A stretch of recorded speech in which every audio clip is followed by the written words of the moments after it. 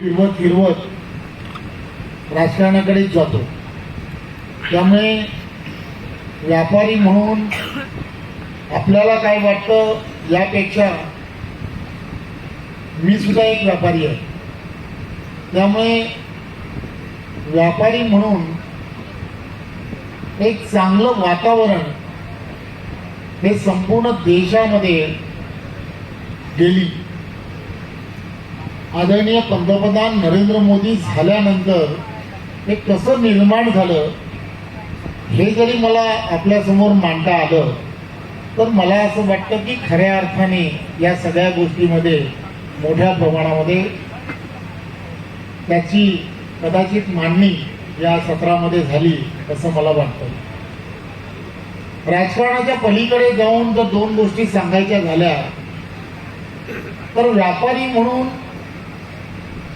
व्यापार करत असताना एक चांगलं वातावरण असणं हे फार गरजेचं असतं। आणि वातावरण कसं असलं पाहिजे तर ते व्यापार करण्यासाठी अनुकूल वातावरण असणं अत्यंत गरजेचं आहे।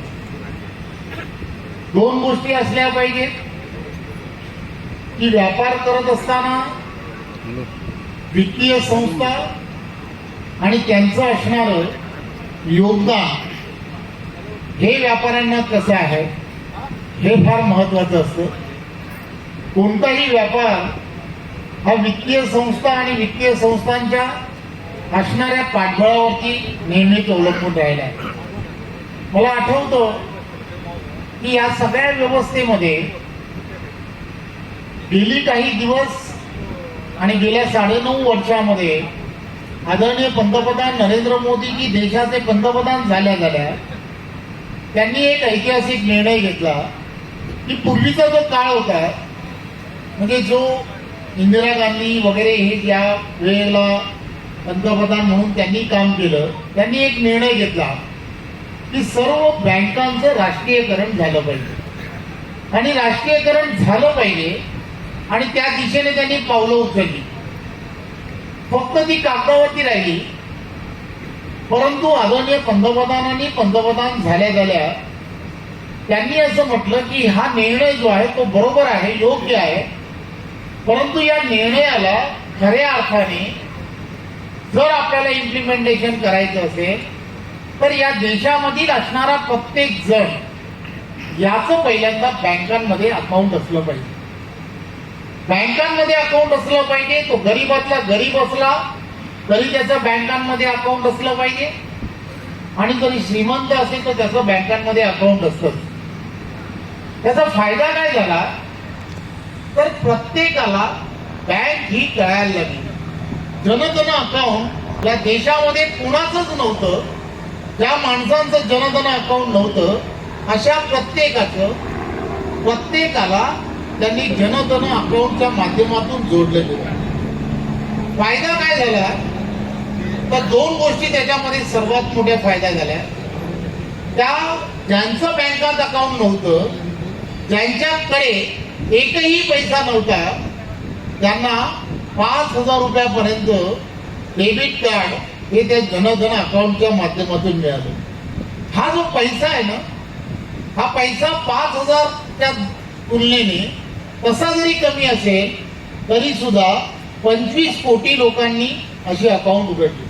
25 कोटीच्या तुलनेने एवढं मोठं जे भांडवल जे आम्हा सर्व व्यापाऱ्यांना जे साध्या किराणाच्या मालामध्ये सुद्धा ज्याला खर्च करायचा होता त्याला हे भांडवल बिन पैशाने ज्याला म्हणतात बिन व्याजाने ज्याला म्हणतात अशा पद्धतीचं ते भांडवल आदरणीय पंतप्रधान नरेंद्र मोदींच्या एका धोरणामुळे काँग्रेसचं असणारं पूर्वीचं धोरण राष्ट्रीयकृत बँकांचं असणारं धोरण परंतु त्याला इम्प्लिमेंटेशन करण्याचं काम जर कोणी केलं असेल तर ते आदरणीय पंतप्रधान नरेंद्र मोदीजींनी केलं हे मला सांगायला आनंद होतो। मी याची सुरुवात यासाठी केली की हा तो पहिला निर्णय होता।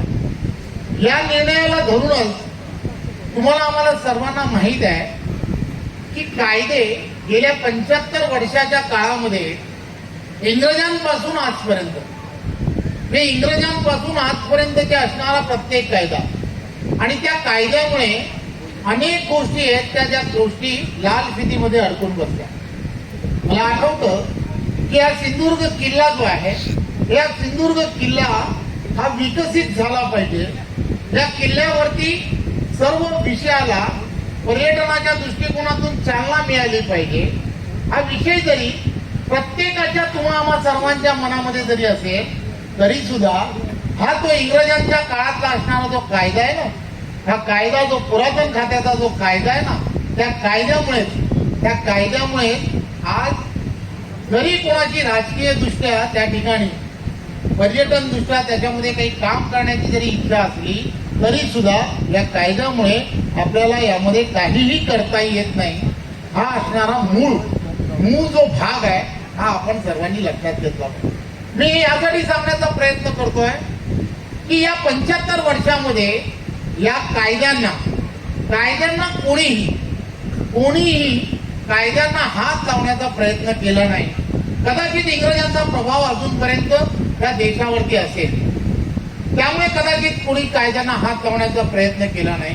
परंतु आदरणीय पंतप्रधानांनी रायगड सारखा किल्ला, की ज्या रायगड सारख्या किल्ल्यावरती सुद्धा त्या ठिकाणी असणाऱ्या सर्व कायद्यांमध्ये बदल करून त्या ठिकाणी 600 कोटी रुपये देण्याचं काम केलं.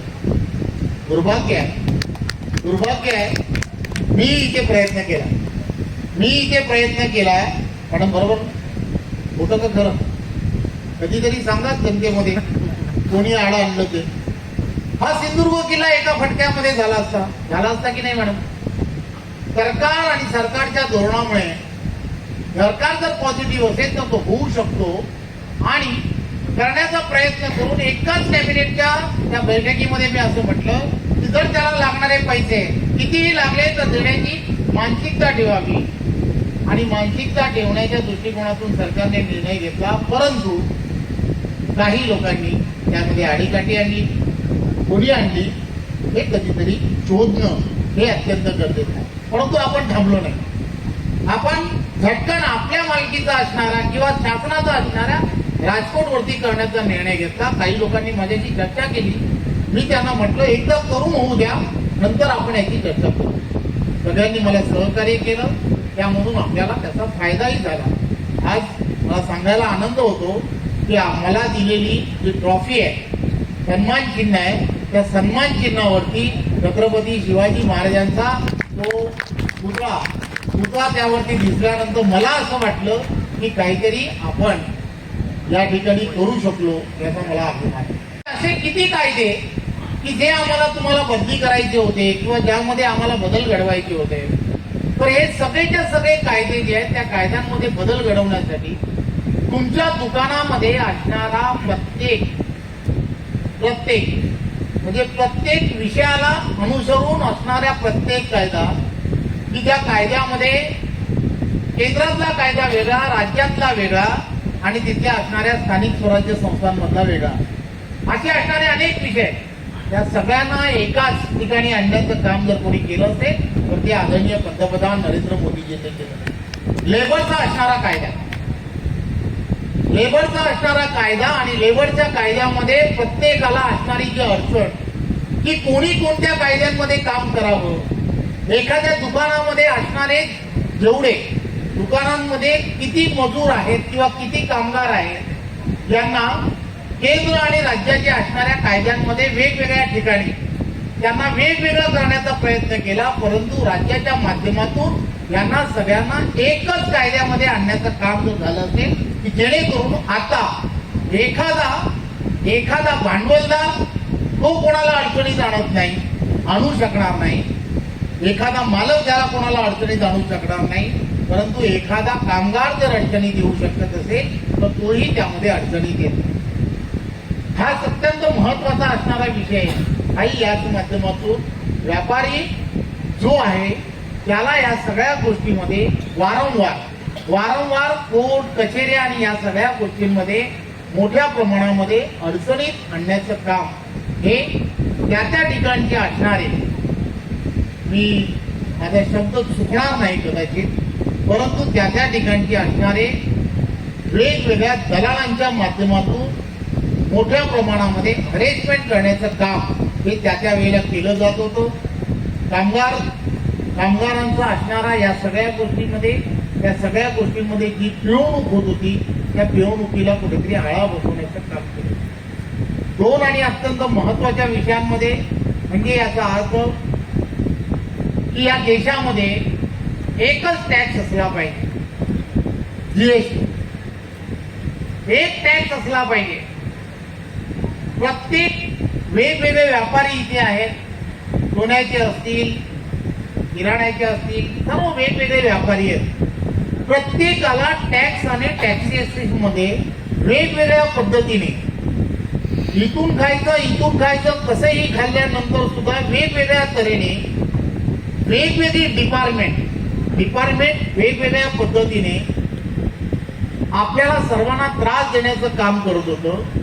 परंतु देशातील सगळ्या वित्तीय मंत्र्यांना एकत्र करून त्या ठिकाणची असणारी परिस्थिती काय असू शकते सगळ्यांना एकत्र आणून की त्या क्षेत्रांमध्ये नक्की आपल्याला व्यापाऱ्यांना कमीत कमी त्रास आणि देशाची असणारी आर्थिक व्यवस्था यालाही कुठे नाही त्रास होऊ नये असा एकत्रपणे असा जीएसटी करून सर्व जीएसटी म्हणजे पूर्ण टॅक्सेशन वेगवेगळे प्रोफेशनल टॅक्स असतील सर्व टॅक्स जर बघितले तर हे गणित जवळजवळ 34-35% पेक्षा जास्त हे दरवेळेला होत होतं. परंतु हे सर्व गणित 16, 18 आणि 20, 22% आणून ठेवण्याचं काम हे जर कोणी केलं असेल तर ते आदरणीय पंतप्रधान नरेंद्र मोदीजींनी केलं हे मला सांगायला आनंद होतो. जीएसटीमुळे कदाचित सर्वजणांना या सगळ्या गोष्टी सुरुवातीच्या काळामध्ये जरी जड वाटत असतील तरी एकच टॅक्स मलाही द्यावा लागायचा आणि माझ्या बरोबर काम करणाऱ्या दुसऱ्याला सुद्धा द्यावा लागत होता.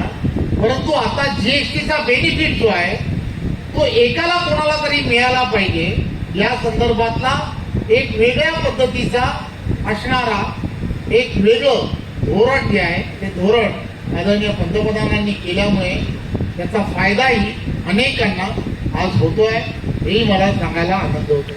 त्यामुळे या सगळ्या गोष्टी करत असताना आदरणीय पंतप्रधानांची असणारी भूमिका ही अत्यंत देशहिताच्या दृष्टिकोनातून आहे. प्रत्येक जण हा टॅक्सेशनच्या माध्यमातून त्याने टॅक्स भरून देशाला आणि देशाच्या असणाऱ्या टोटल जीडीपीला त्याचा फायदा झाला पाहिजे यासाठी त्यांनी प्रयत्न केले. आणि त्यामुळे छोट्या व्यापाऱ्यापासून मोठ्या प्रत्येकापर्यंत या सगळ्या गोष्टीमुळे एक सूत्रता यायला मोठ्या प्रमाणामध्ये देशामध्ये सुरुवात झाली.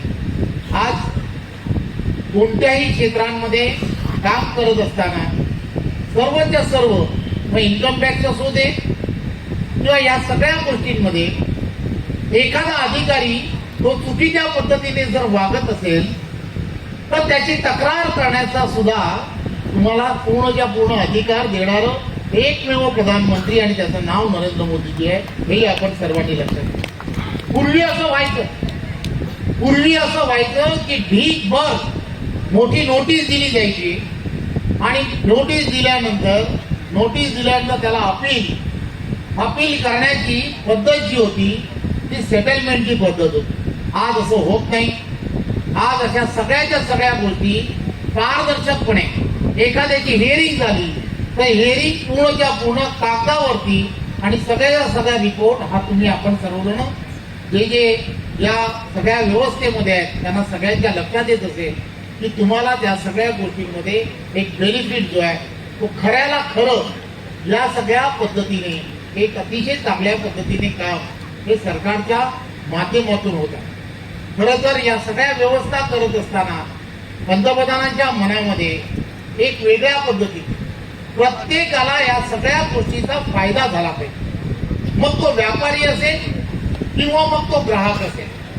ग्राहकाला सुद्धा त्याची कुठेही अडचण होऊ नये आणि व्यापाऱ्यालाही त्याची अडचण होऊ नये या दोन्ही गोष्टी एका व्यासपीठावरती आणण्याचं काम हे आदरणीय पंतप्रधान नरेंद्र मोदीजींनी केलं आहे, हे मला या निमित्ताने सांगावंच वाटतं. पाहत असाल की प्रत्येक क्षेत्रामध्ये आदरणीय पंतप्रधानांनी नवीन उद्योजक निर्माण व्हायला हवेत आणि म्हणून वेगवेगळ्या पद्धतीने प्रत्येक युवकाला त्याच्या क्षेत्रांमध्ये मुद्रासारख्या अनेक योजना, स्टार्टअप सारख्या अनेक योजना की ज्या योजनांच्या माध्यमातून अनेक उद्योगधंदे किंवा सुरू होण्यासाठी लागणारं जे खेळतं भांडवल आहे ते खेळतं भांडवल देण्यासाठी प्रत्येक बँकांना त्यासाठी अतिशय ताकदीने सांगण्याचा प्रयत्न केला की तुम्हाला या सगळ्या विषयांमध्ये लक्ष देणं अत्यंत गरजेचं आहे. करोनाचा काळ होता. करोनाच्या काळामध्ये सुद्धा आपण सर्वांनी पाहिलं असेल की ज्या ज्या व्यापारी, ज्या उद्योगधंद्यांमध्ये अनेकांनी जी कर्ज काढली होती, या कर्ज काढलेल्या प्रत्येकाला त्या बँकांनी कुठेही अडचण निर्माण करता कामा नये म्हणून एक स्पेशल पॅकेज देण्याचं आणि काम जर पंतप्रधानांनी केलं नसतं तर आपल्या लक्षात येत असेल की आज जगामध्ये आपली असणारी अर्थव्यवस्था 11 नंबरवरती होती. सगळ्या देशातल्या अर्थव्यवस्था किंवा या सगळ्या या अडचणीत आल्या, परंतु आपल्या भारत देशाची ही 5व्यावरती आली. याचं कारणच आहे की तुमच्यासारखे सगळे व्यापारी की ज्या व्यापाऱ्यांनी ही पूर्णच्या पूर्ण व्यवस्था ही करोनाच्या नंतर सुद्धा अत्यंत प्रामाणिकपणे वित्तीय संस्थांना कुठेही त्रास न देता वित्तीय संस्था टिकून ठेवण्याचं काम हे सुद्धा आपल्या सगळ्यांच्या प्रामाणिक आणि पारदर्शकतेमुळे हे टिकून राहिलं, हेही फार महत्वाचं आहे असं मला वाटतं. त्यामुळे व्यापार हा नेहमीच आपल्या देशाची असणारी जी घडी आहे किंवा जी GDP आहे, त्या GDP मध्ये नेहमीच त्याचं असणारं योगदान जे आहे, जसं शेतीचं योगदान आहे तसंच याचं सुद्धा योगदान हे सर्वात मोठं असू शकतं, हेही मला माहीत आहे. आणि म्हणून या सर्वांमध्ये जर जलद गतीने GDP वाढवायची असेल तर त्यामध्ये कशामध्ये काम केलं तर त्यामध्ये GDP वाढू शकते. तर त्यामध्ये पर्यटनासारखे असणारे जे उद्योग आहेत यामध्ये सर्वात मोठ्या प्रमाणामध्ये इन्व्हेस्टमेंट आणणं आणि ही इन्व्हेस्टमेंट खऱ्या अर्थाने कशी असू शकते याची अनेक उदाहरणं असू शकतात. परंतु या सिंधुदुर्ग सारख्या जिल्ह्यामध्ये मिळालेला निसर्गाची असणारी जी साथ आहे, या निसर्गाच्या साथीमुळे तुम्हाला आम्हाला सर्वांना या GDP मध्ये सुद्धा मोठ्या प्रमाणामध्ये वाढ करणं आणि इथल्या असणाऱ्या सिंधुदुर्ग वासियांचं दरडोई उत्पन्न सहजपणे वाढवता येऊ शकतं अशी असणारी परिस्थिती आहे. त्यामुळे या सगळ्या परिस्थितीमध्ये आपल्यासारखे असणारे सगळेजण की ज्यांनी या सगळ्यांमध्ये आपली भूमिका ही ठामपणे मांडणं, आपले असणारं जे योगदान आहे ते योगदान अतिशय वेगळ्या पद्धतीने जे गेल्या अनेक वर्ष मगाशी चर्चा करत असताना इथली असणारी बाजारपेठ काही बाजारपेठी ह्या 100 वर्ष या बाजारपेठींना पूर्ण झाली आहे. त्यामुळे अशा सगळ्या बाजारपेठीमध्ये होणारं सर्व उत्पादन किंवा त्या ठिकाणी होणाऱ्या खरेदी विक्री ज्या आहेत त्या खरेदी विक्रीमध्ये सुद्धा तिथे होणारी खरेदी विक्री आणि त्याचा असणाऱ्या सगळ्या विषयाशी सरकार आणि सरकारच्या धोरणांबरोबर एक ताळमेळ असणं हे सुद्धा येणाऱ्या काळामध्ये अत्यंत गरजेचं आहे. इथे तयार होणारी उत्पादनं आणि या उत्पादनांची होणारी खप आणि या सगळ्या गोष्टीला कुठेतरी देश पातळीवरती घेऊन जाणं हे सुद्धा अत्यंत गरजेचं आहे.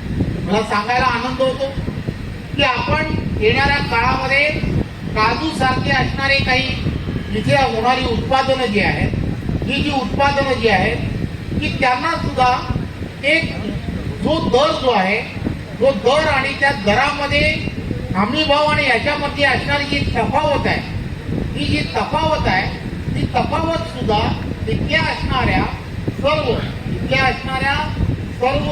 जे बागायतदार असतील किंवा जे शेतकरी आहेत यांना देण्याच्या संदर्भातलं एक धोरण हे आपण केंद्र शासनाकडे पाठवलंय. कारण काजू जे उत्पादन आहे ते आपल्याकडच्या असणाऱ्या फळबागा किंवा फळांमध्ये त्याची नोंद नसल्यामुळे कदाचित या सगळ्या गोष्टीकडे गेली अनेक वर्ष दुर्लक्ष झालं. परंतु मध्यंतरीच्या काळामध्ये या सगळ्या गोष्टींकडे कुठेतरी वेगळ्या पद्धतीने विचार करण्याचं एक आपण विचार केलाय. आणि त्याचबरोबर काजू असेल किंवा काजू बी बद्दल आपण पॉझिटिव्हली विचार करतो किंवा त्याच्या खरेदी विक्रीच्या संदर्भात अनेक जण व्यापार करू शकतात. परंतु त्याचा असणारा बोटू जो आहे त्याच्यापासून त्याला पण एक चांगला दर मिळाला पाहिजे. यासाठी सुद्धा शासनाने एक नवीन पद्धतीने की त्यामधला असणारा जो अर्थ आहे त्याच्यापासून काही वेगळ्या पद्धतीने आपल्याला काही निर्माण करता येऊ शकतं का याचा शासनाने घेतलेला शोध लक्षात घेता शासन त्यामध्ये एक विशेष लक्ष देऊन त्यामध्ये सुद्धा शासनाने एक प्रक्रिया केंद्र तयार करण्याची भूमिका येणाऱ्या काळात दिल्यामुळे काजवाच्या त्या बोंडाला सुद्धा 5 ते 7 रुपयापर्यंतचा दर येणाऱ्या काळामध्ये मिळण्याच्या दिशेने आपण यानंतरच्या काळामध्ये शासन म्हणून करणार. त्यामुळे शासनाच्या या भूमिका ज्या आहेत की इथल्या असणारे जे उत्पादन आहे त्या उत्पादनाला कुठेतरी एक वेगळ्या पद्धतीने आपण त्याला बाय प्रोडक्टच्या दिशेने घेऊन जाणं हे सुद्धा अत्यंत गरजेचं आहे. आपण सर्वजण व्यापारी म्हणून फक्त त्या सगळ्या गोष्टीकडे कुठेतरी एक फक्त त्याचा उत्पादन म्हणून ज्या वेळेला विचार करतो तर त्याचे बाय प्रोडक्ट ज्याला म्हणतात म्हणजे फणस आहे तर फणसाचा बाय प्रोडक्ट जे आहे त्याची किंमत आपल्याला जास्त मिळू शकते. त्या दिशेने सुद्धा जाणं येणाऱ्या काळामध्ये गरजेचं आहे. जसे अनेक असे जे इथे असणारे छोटे छोटे उद्योग जे आहेत त्या उद्योगधंद्यांना सुद्धा एक पाठबळ हे शासनाच्या माध्यमातून जे मिळालं पाहिजे त्यासाठी सुद्धा आम्ही सर्वजण प्रयत्नशील आहोत. आपण व्यापारी म्हणून जे प्रयत्न करतात आणि आमच्याकडे ज्या ज्या विषयासाठी जेव्हा जेव्हा येत असतात तेव्हा तेव्हा त्या सगळ्या विषयाला मार्गस्थ करणं ही सगळी जबाबदारी एक शासन म्हणून ही नेहमी शासनाची राहिली आहे. पुन्हा एकदा आपण या सगळ्या विषयाला कुठेतरी चर्चासत्र म्हणून या ठिकाणी एक विषय मांडण्यासाठी जेव्हा सांगितला तेव्हा यांनी सांगितलं की तुम्ही जनरल बोला, पण जनरल बोलत असताना थोडंसं शासन म्हणून शासनाची असणारी जी भूमिका आहे ती भूमिका मांडणं हे मला थोडंसं संयुक्तिक वाटलं. म्हणून कदाचित ऐक्या वेळेला हा विषय थोडासा जड जरी असेल तरी सुद्धा या विषयाशी आपला स्वतःचा प्रत्यक्षपणे संबंध असल्यामुळे तो मांडण्याचा मी प्रामाणिकपणे प्रयत्न केलाय. पुन्हा एकदा मला इथे बोलवलं, मला सन्मानित केलं त्याबद्दल मी आपल्या सर्वांचं खूप खूप धन्यवाद देतो.